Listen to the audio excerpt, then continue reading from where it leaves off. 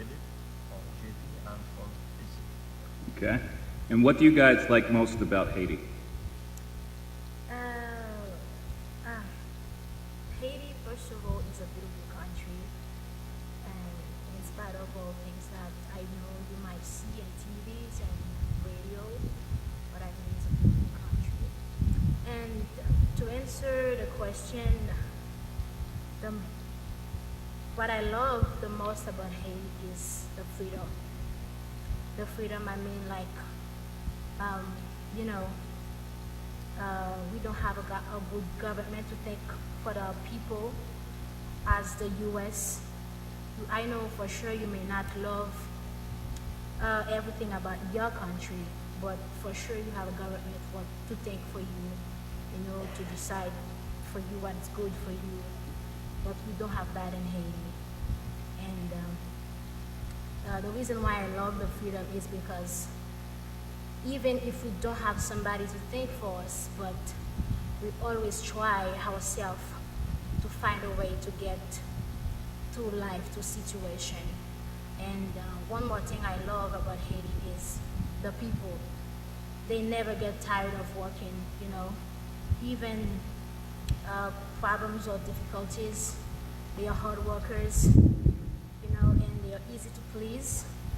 No matter how small the thing is, they are always ready to take it and work it out to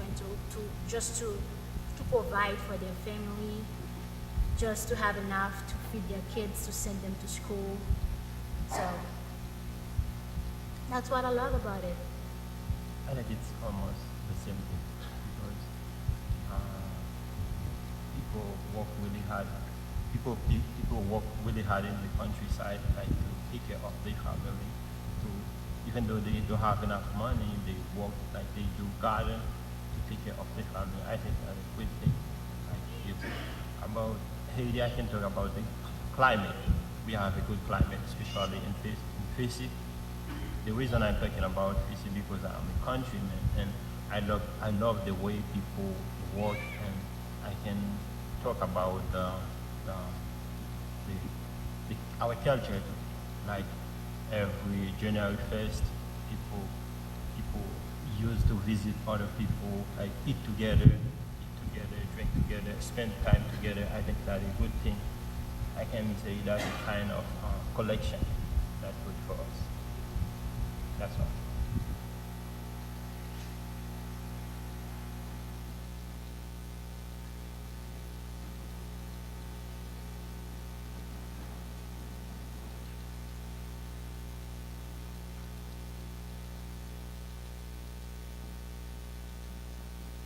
Hi again.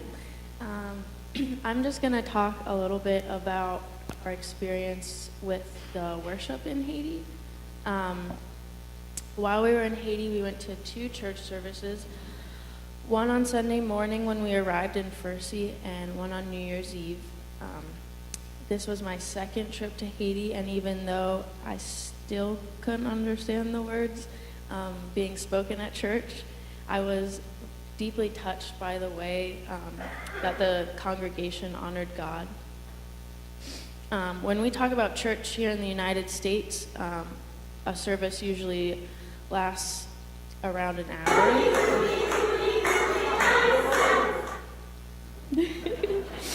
In a Haiti church, in my experience, lasts around 3 hours. I don't know about you, but I don't think that many people in the United States would say that they have time for that kind of church service.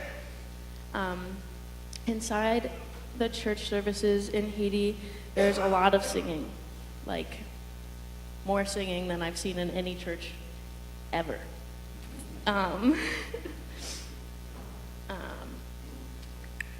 The congregation sings hymns together just like we do here, but at certain parts in the service, individuals are invited to sing a song or give a testimony just by themselves in front of everyone.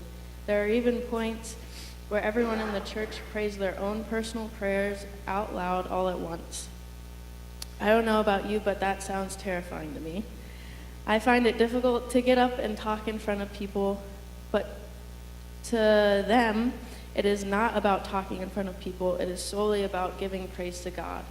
They don't worry about judgment from the congregation or even what they are going to do after they get done with church. They are present with God and present with each other, and I think that is very special.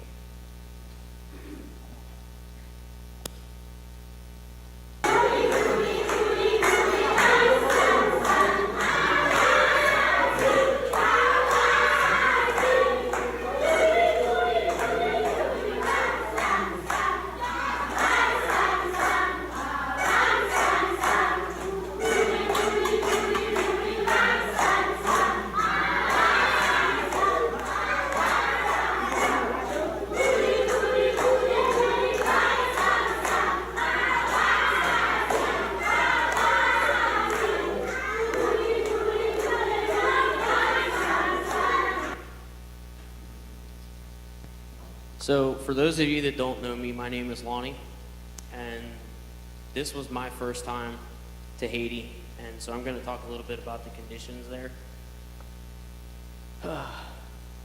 So for me, personally, I've had a pretty good life so far, but to go there and see what these people have is hard to even describe.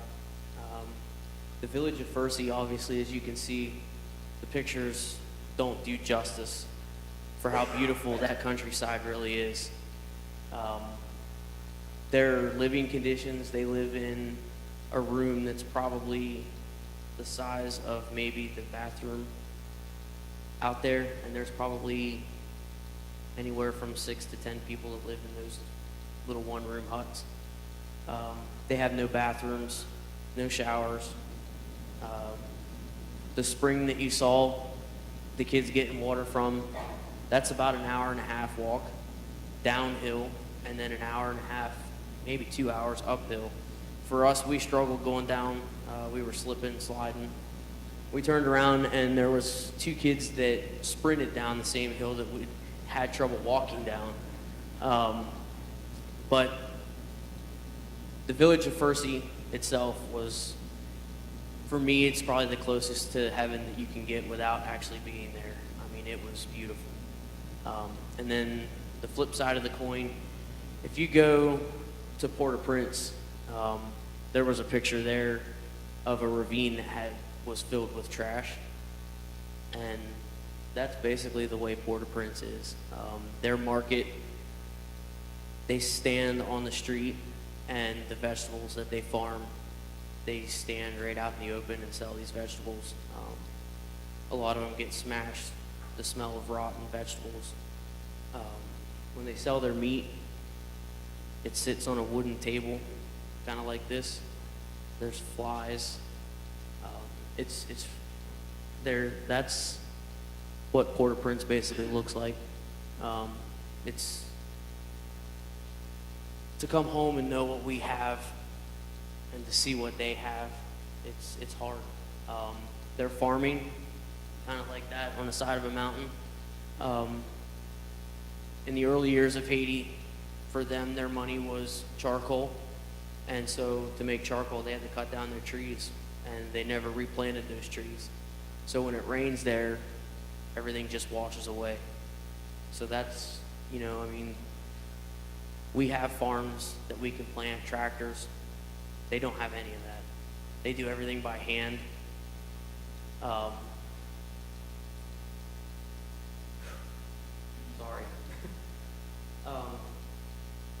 Like I said, these kids, they walk an hour and a half, 2 hours to get water, and then they carry it back up the mountain just so that they can wash their clothes or somewhat try to cook with it. The best part about being there was the kids. They didn't even know you. The first 5 minutes we were there, there was a little girl, her name was Fala, and her sister was Tatiana. And they spent the entire time with us in the village. They had no idea who we were, but it was almost like we were their best friends for the whole week that we were there. That being said, I have every intention of going back and helping these people. They have literally nothing. Our government here helps us with different things. Their government doesn't help them with anything.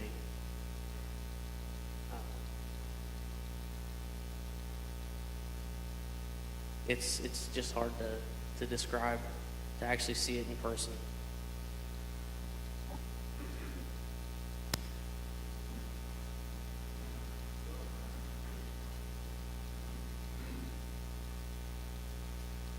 One of the other opportunities we had while we were there, in addition to touring First Seed and seeing a lot of the pictures, is we got to do what they call a community meal. And so a lot of times over there, the average wage for Haitian, the government reports is about $4 to $5 a day. Probably Haitian makes about $1.50. So consider trying to figure out how to feed a family of 4, 5, 6, or 7 on $1.50 a day. And it doesn't really go very far. So most of the teams are encouraged to provide one meal while they're there to the community. And you can see how they cook it. We had about 250 or so people that came out, and they're cooking for 250 in that kitchen right there. The meal was rice and beans, it was macaroni, and it was a chicken wing per person. And they filled up the entire plate.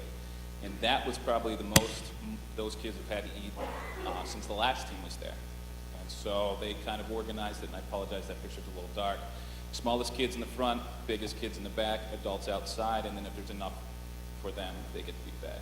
We were fortunate there that we had the opportunity to feed everybody. So part of that was because of New Year's. You heard the one interpreter talk about January 1st, which is their Independence Day. They have pumpkin soup and they travel, so there's no roads. Most of them walk, and they might walk 4 or 5 or 6 hours to get to their family's house. And they will plan all year to have food there for them. So we didn't have a lot of people that came out because of all that planning that had already happened, but the people we did are the ones that don't have anything at home.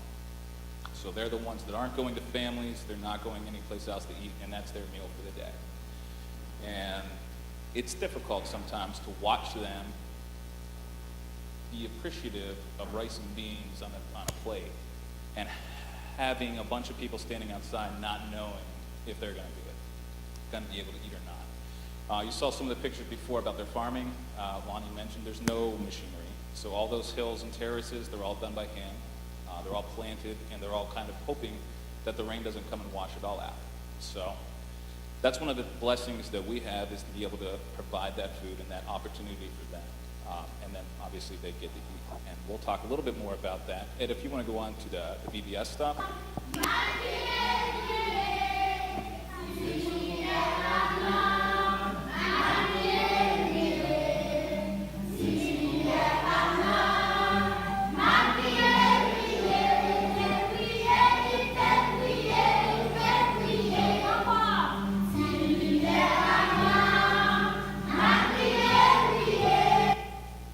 This little light of mine, I'm going to let it shine. That's what we were doing there. In addition to feeding them food, we actually got to do a little bit of vacation Bible school. And in that town that we go to, there's no Sunday school. There's no children's stories. We actually did the story of Noah. And so we had a couple of different stations, and they said, well, it would be good to do a story, because they don't get that. And so I kind of sprung it on them the morning of. We were going to not only present Noah, but we were going to present Noah with acting it out. So most of the team members got the wide-eyed look in their eyes about how we're going to act out Noah. And so Pastor Gary Weaver, who's the senior pastor up at Camp Hill, he actually read through Noah and told the story, and then the rest of us all acted out being animals and slithering like snakes and hopping like frogs and building an ark, which everybody got to come in. And the kids got to have that interaction, which they otherwise would not have. So if you consider, again, going back to that $1.50 a day, farming by hand, if your main focus is trying to figure out how to feed your family, when does that leave time to then have children's education, biblical or otherwise? So our teams going over there get to provide them the opportunity to hear Bible stories, to eat, to have the activities. If you want to go on to some of the pictures, then, Ed? The pictures. We did crafts, we did arts, and one of the other ministries we had there was yarn. So a group from Maryland went down a couple of years ago and taught a number of girls and young women how to knit. Kind of like our prayer shawls that we took down with us, the group there makes dolls. And so they take those dolls, they'll knit them, and then they bring them back to the United States where they get stuffed with like cotton batting, and then they get sold here, and then the profits go to help Mountains of Hope for Haiti and the actual individual families themselves. So that's one way that they get income. The yarn there you see there is actually donated by Sandra's group. So the Prayer Shawl Ministry sent that yarn down there, and they were able to, again, make more dolls to then feed their families as we go on. We also took 8 prayer shawls, which we were able to distribute to 8 different people in the community. We all had somebody that we picked. One lady might have gotten 2. We're not really sure because a lot of the cooks don't speak English. And so she smiled and said thank you, and I think that was because she got a second one, not because she got the first one, but either way, she got doubly blessed and prayed over. And that was just a blessing to be able to give them something they don't have. Also, thank you for sending them with us, because one of the bags didn't come. It's somewhere. All of our big bins went to Detroit, and we went to Haiti. So the next day after we got there, 7 of the 8 bags came. Unfortunately, one of those bags had the 3 sleeping bags for 3 members. So the prayer shawls got given out the last day, and they doubled as blankets for the first 3 days, because even though you see the bright sunshine and nobody's wearing a coat, it probably gets down to about 45, 50 degrees overnight, and then it's way up and around the 80s, 90s in the day. So we can move on to the next one.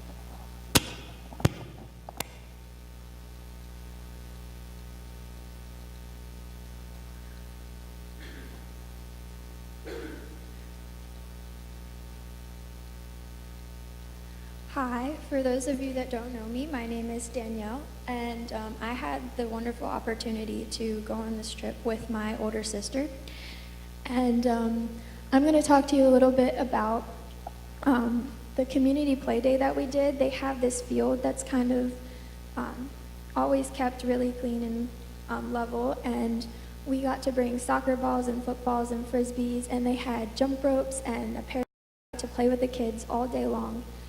And you see all this stuff, and you see how much they appreciate all the things that we brought to them and all the crafts and everything. And it occurred to me that all the toys that we brought come very few and far between for them. The last team that was there would have been in March, so the last time they would have gotten soccer balls or footballs or frisbees would have been March. And you know those kinds of things, like they pop, whatever, you go through them. And so to be able to bring that kind of joy and light into these kids was so fun, and it was such a great day to just be with the kids and to play with them and to have just such a great day. And the other thing I get to talk to you about is the boys' home in Port-au-Prince, which we visited. We also brought a few soccer balls and crafts and games and stuff to them as well.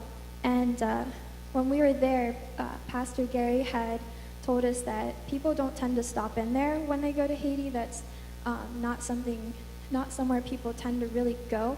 And so when we stopped in, we were only there for about 30 minutes, but they just lit up with just being able to play and do something for a little bit in the morning, even in that short period of time. And it was honestly, it felt good to be there, and I was grateful that we got to go there and do that for those kids. And then the other thing I get to talk to you about is the medical center. There is a small clinic in Versi that there's a nurse there Monday through Friday who sees people throughout the day, and then on Monday there is a doctor who comes, and we learned that people from not just Versi, but people from all over will walk sometimes 6 hours a day to get to that clinic to see that doctor. And you saw those mountains. Those are big mountains to walk over. They're not like mountains here. And so getting any kind of medical treatment there is a real struggle and a real challenge. And even here, you know, we go to the doctor, and if we need any kind of medication, we have to get a prescription and go to the pharmacy. And it's a process here, but there they don't get to go to the doctor always, and they don't get to get the medication that they need. And their government doesn't provide that sort of stuff to them. It's teams like ours and the Baptist Mission that provides vaccines and all that kind of stuff, and that goes through few and far between as well. And so it's just a real struggle constantly for them, and for us to kind of be there and know that and find this stuff out, it definitely makes all of us want to go back and help and do more and see what we can do. But so that was another part of our week that we had, and yeah.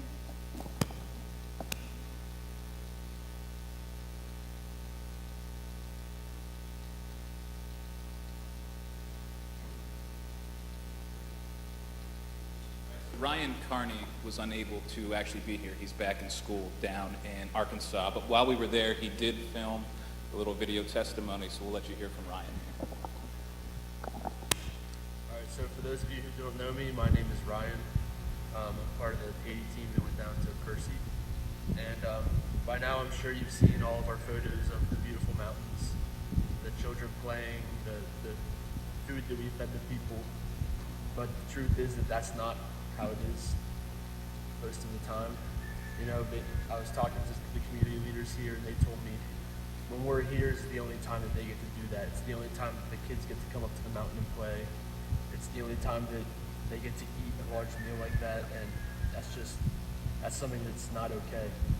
And the thing is that I don't feel sad for the people of Haiti. I feel guilty because they have absolutely nothing, and yet they have more hope and faith in God than any of the people I've ever met in my whole life. And it's beautiful to see because we go to church here, and the service can last 2 hours, it can last an hour and a half, it can last 4 hours. They don't care. They're just there to worship, and they're there to praise God for the things that they do have, and it's a beautiful thing. And so the message I want to leave you with is that I think as a church, we have an opportunity here to be part of God's plan for the people of Haiti. And I think that to miss out on that would be a shame.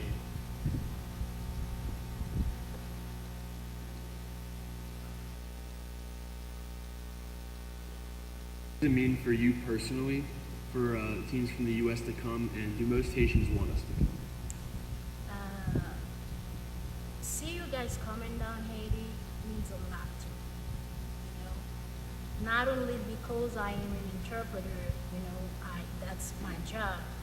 I don't mean that, but Haiti is a country that used to receive help from many countries, but what they used to do is just send money or send something to help.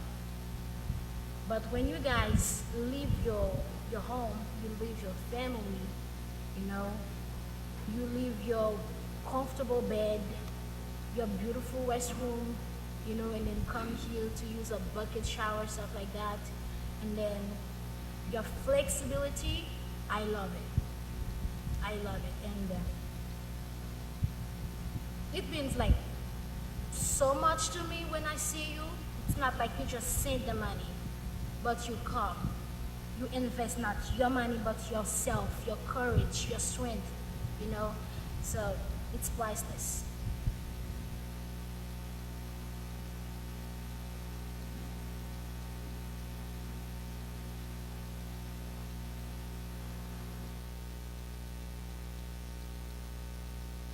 All right, so that was only the first half of the movie, but it's a good place to stop it.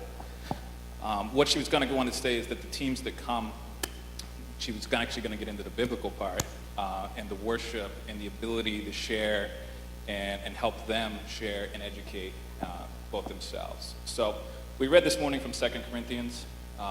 We had the opportunity to talk about generosity, and you talk about the Church of Macedonia, who started with nothing from a materials possession, but yet what they do have, they share. And those flowers up there came from the people in Fercy. As a thank you, a couple of teenagers just showed up one day with a bouquet of roses to give to the team, to just say thank you for being there. So these people that have absolutely nothing are then turning around and giving us flowers. You know, it's rare that I actually get my wife flowers, but yet they're coming up giving them to me. So I did send flowers while I was away, so it worked. And you heard Ryan talk about the amount of hope and the worship services that they have. And you can look at what they are rich in. And it's not materials, it's not food, it's not clothing, it's not entertainment. They're rich in love, and they're rich in community, and they're rich in the ability to have faith within their church. And so when we talk about Paul's letter there to the Corinthians about the church in Macedonia and the ability to share and have that equality, I mean, we can look around and see how many material possessions are not in this room and all those material things, and we have food and resources and the ability to share that, and they have the ability to share that love and community and faith with us. So part of our trip to go down, as you know, it was started under Pastor Jan. And in talking with her, she had this idea that we wanted to form some type of partnership for people who wanted to do international missions to have an ability to do that. And she wanted to pick one geographic location. And the group we went with is called Mountains of Hope for Haiti. And they are based out of Percy.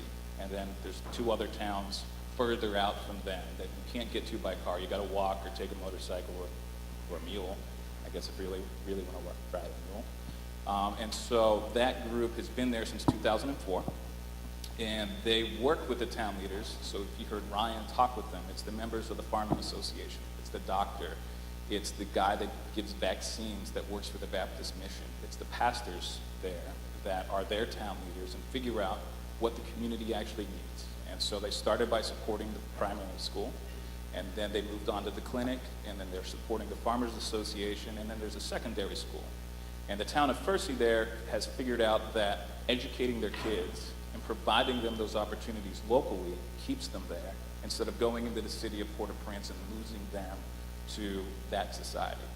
And that society could be anything of the same problems we have here: your drugs, your alcohol, prostitution, poverty. It's all the same that we have in our cities. But there's no outlet, there's no resources for them to do any kind of recovery. So it's a very large downward spiral when they get into that. So their parents would like to keep them at home if they can, but they want them to be educated, and they want them to be able to further on that community.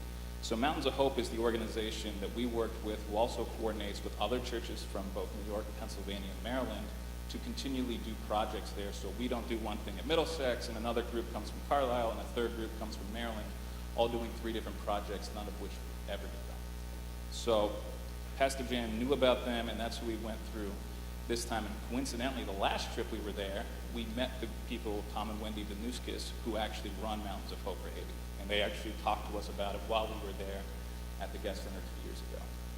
And so one of the things we kind of have to recap with Pastor Rachel when she gets back is what you guys want to do, what does the church want to do, and what direction we want to go. Because I think you can ask any one of the members here if they want to go back to Haiti. I think everyone will say yes. They see the need, they see the people, it's beautiful, you see all the little kids. If you have time after the service, there's a whole bunch more pictures and a TV out there. You can see that there's some children that Lonnie was talking to them now. But it's not for everybody. So if we could actually go back, we talked about Corinthians. I'd like to go back over to Romans. It's chapter 12, verses 2 through, I guess we could go 3 to 9. And it's talking from Paul in his letter to the Romans. For by the grace given to me, I say to everyone among you, not to think of himself more highly than he ought to think, but to think with sober judgment, each according to the measure of faith that God has assigned. For as in one body we have many members, and the members do not all have the same function.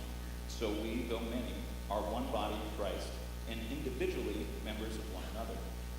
Having gifts that differ according to the grace given to us, let us use them. If prophecy, in proportion to our faith; if service, in our serving; the one who teaches in his teaching, and the one who exhorts in his exhortations; the one who contributes in generosity, the one who leads with zeal, and one who does acts of mercy with cheerfulness. So we all have opportunities as individuals to figure out what we're good at. Maybe it's Christian education, and it's foundational teaching of the people here to then prepare them to go out into ministry. Maybe it's working with children, maybe it's doing building ministries. There's all different functions that the church needs to have to be strong, both do our mission here and abroad. And so, I like to say to all the kids, it doesn't matter what color you are, what language you speak, where you happen to live, we all serve the same God. So we have an opportunity here to go out beyond our community and then to also work within our community as we see fit. I think we'll probably have some more informational meetings coming up in a couple of weeks once Pastor Rachel gets back and have a chance to meet with her. Tom and Wendy, the Danuskis, are actually in Haiti right now. Hopefully we'll